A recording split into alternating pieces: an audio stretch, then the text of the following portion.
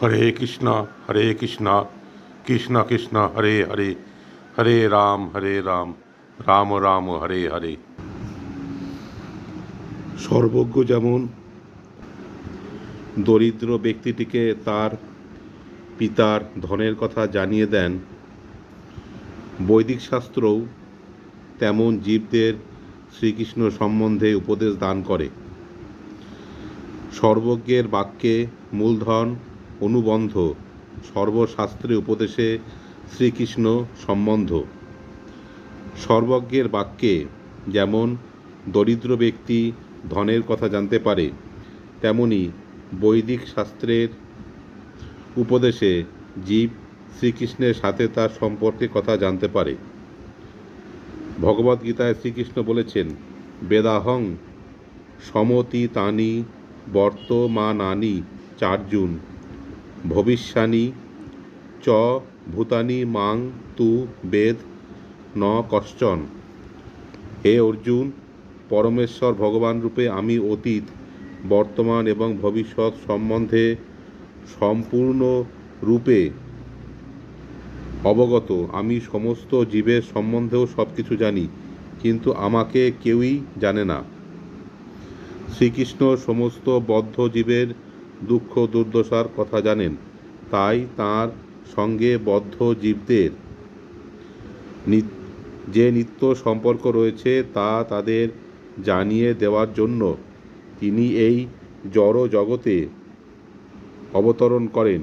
শ্রীকৃষ্ণ তাঁর বৃন্দাবন লীলা এবং কুরুক্ষেত্রের যুদ্ধের লীলা প্রদর্শন করেন, যাতে জীব তার প্রতি আকৃষ্ট হয়ে পুনরায় তাদের প্রকৃত আলয় ভগবত ধামে ফিরে যেতে পারে। ভগবদ্গীতায় শ্রীকৃষ্ণ আরও বলেছেন যে তিনি হচ্ছেন সর্বলোক মহেশ্বর, সব কিছুর পরম ভোক্তা এবং সকলের পরম সুহৃদং সর্বভূতানাং জ্ঞাত্বা মাং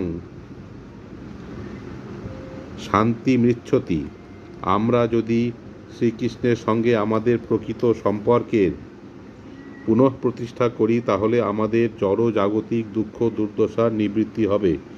এই জড় জগতে সকলেই দুঃখ দুর্দশার নিবৃত্তি সাধনে নানা রকম চেষ্টা করে চলেছে, কিন্তু জীব যতক্ষণ পর্যন্ত না শ্রীকৃষ্ণের সঙ্গে তার অন্তরঙ্গ সম্পর্কে পুনঃপ্রতিষ্ঠা করছে, ততক্ষণ পর্যন্ত কোনো মতেই সেই সমস্যার সমাধান হতে পারে না।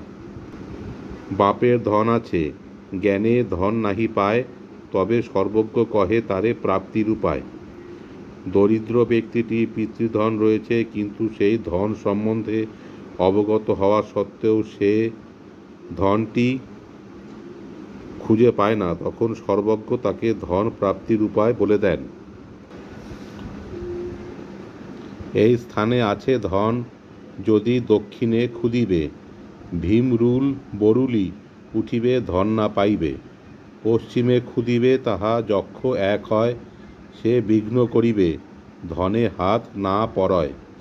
উত্তরে খুদিলে আছে কৃষ্ণ অজগরে, ধন নাহি পাবে খুদিতে গিলিবে সবারে। পূর্ব দিকে তাতে মাটি অল্প খুদিতে, ধনের ঝাড়ি পড়িবে তোমার হাতেতে।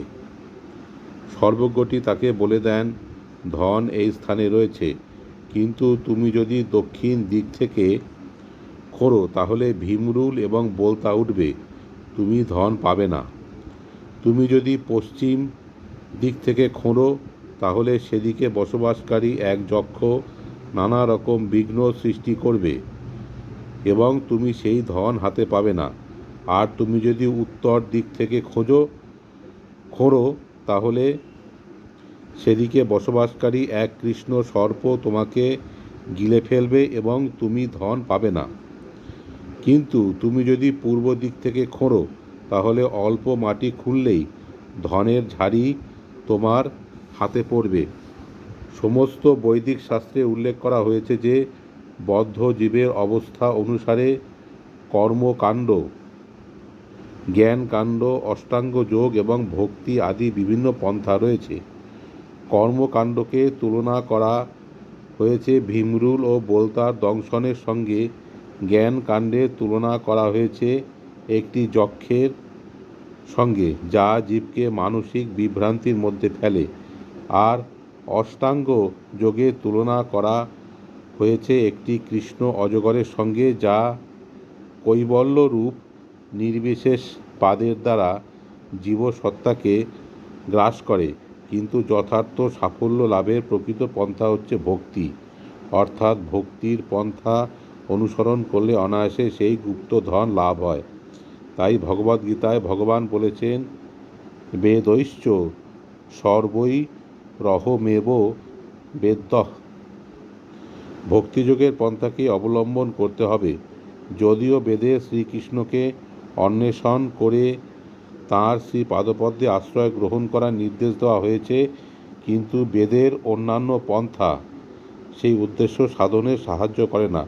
ভগবদ্গীতায় স্পষ্টভাবে নির্দেশ দেওয়া হয়েছে যে ভক্তির মাধ্যমেই কেবল ভগবানকে জানা যায়। ভক্তা মামভি জানাতি, এইটি হচ্ছে বৈদিক সিদ্ধান্ত। এবং কেউ যদি ঐকান্তিকভাবে পরমেশ্বর ভগবান শ্রীকৃষ্ণকে জানতে চান, তাহলে তাকে এই পন্থাই অবলম্বন করতে হবে। এই সম্পর্কে শ্রীল ভক্তি সিদ্ধান্ত সরস্বতী ঠাকুর বলেছেন, পূর্ব দিকে কৃষ্ণ ভক্তি, দক্ষিণ দিকে কর্মকাণ্ড, পশ্চিম দিকে জ্ঞানকাণ্ড, মতান্তরে সিদ্ধিকাণ্ড এবং উত্তর দিকে যোগকাণ্ড রয়েছে। হরে কৃষ্ণ।